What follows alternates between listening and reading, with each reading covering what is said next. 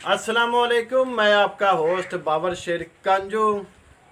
आज तो कुछ दिन पहले सोशल मीडिया ते एक वीडियो वायरल होंदी है भाई सफ्तर दी भी ये अपने इन्नी को इन्हां दे घर विच गुरबत पैदा हो गई सी भी घर दे बर्तन अपने वेचन ते मजबूर हो गए सन। वो बर्तन वेचन दी नंदी एक वीडियो वायरल हुई है।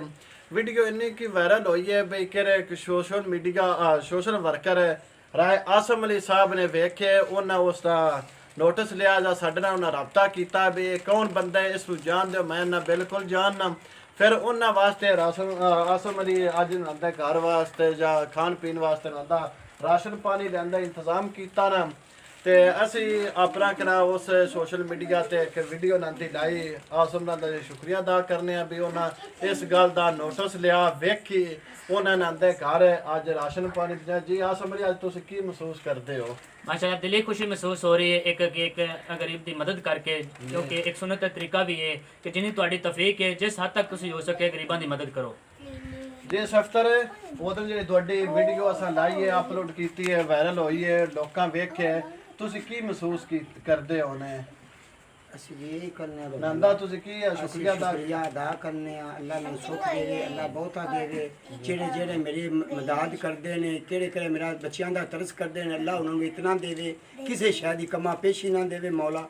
अल्लाह उन्होंने हुसैन दे लाजपाल दे घराने विचों अल्लाह तंदुरुस्ती देवे, इंशाअल्लाह अल्लाह उन्हें इन्हां तू होर देवे मौला मुश्किल। इस वीडियो बनाने का ये मकसद नहीं कोई असी दिखावा नहीं किया या आसम ने इस दा दिखावा नहीं कर भी 2-4 हज़ार का कोई राशन पानी दे के दिखावा कर। वीडियो बनाने का यह मकसद है भाई ये साडी वीडियो वेखन सफ्तर अली दा कोई होर किसे अमदाद करनी होवे कर सकते हैं। वीडियो असा लाई है इस सफ्तर अली दा असी उस बंदे का नाम नहीं लेना चाहते, मुखैर हजरात जलालपुर का है। उस इनू एक कारोबार बना के दिता है भी अपना मुस्तकबिल वास्ते अपना करे ताकि ये जरा एक दूसरे को मंगना या पीना वो ना करे।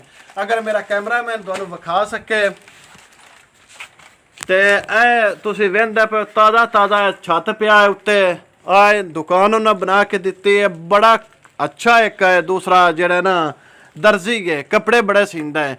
अगों ना वसैल होने की वजह तो ये कपड़े भी ना सिलाई कर सकिया बस अपने बच्चों का पेट पाल सके।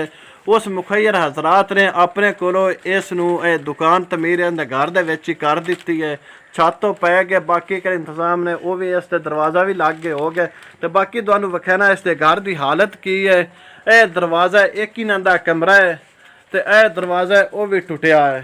तो दूसरा यह कमरा है इस कमरे की हालत है इन्होंने को हाली ये तौफीक नहीं यह छत नहीं इस कमरे का पिया डोर कोई छत नहीं ए खुले समान तले बेजारो गारो के अंदर न भी जिंदगी ये बसर करते अपन। आ एक छोटी जी ना किचन टाइप है जा कमरा है ये भी अद्धा इस तरह ये दुकान इतों ना बना के दिती है।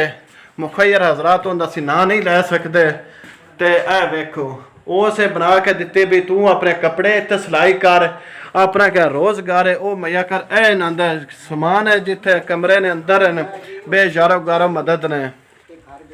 ते बाकी जरा घर है वो आ वेख लो किड्डा कुछ सेन है। सिर्फ इस वीडियो बनाने का साडा मकसद ये है भी कोई बंदा ये ना आखे भी वीडियो राशन दे के वीडियो बनाए, लेकिन वीडियो बनाने का ये मकसद भी कल नू कोई होर बंदा किसी ने इसकी आमदाद करनी होवे वो बेशक कर सकते हो।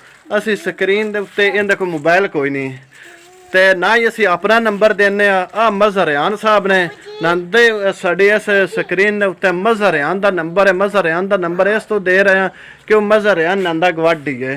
कोई मसला मसाइल होवे तुसी इस नंबर ते रबता करना हो किसे करना हो ना भी होवे इन्हां दोनों असीं एड्रैस दे देने भी इन्हां एड्रैस कित्थे वे इन्हां एड्रैस तुहानू मजहरियान ही दे सकते। जी मजहरियान साहब इन्हां घर का एड्रैस की अगर किसी रबता नहीं भी करना डायरैक्ट किसी अमदाद करनी हो किवें कर सकता है? ये बनी की रोड ते आवे अली इस्लामिया स्कूल है जी उस महल्ले दे विच ही रहिंदा साडा मसाया है कोई बंदा भी आवे तो पुछ सकदा है। हाँ जी तुसां किवें सुनिया वनी के रोड अली इस्लामिया स्कूल है।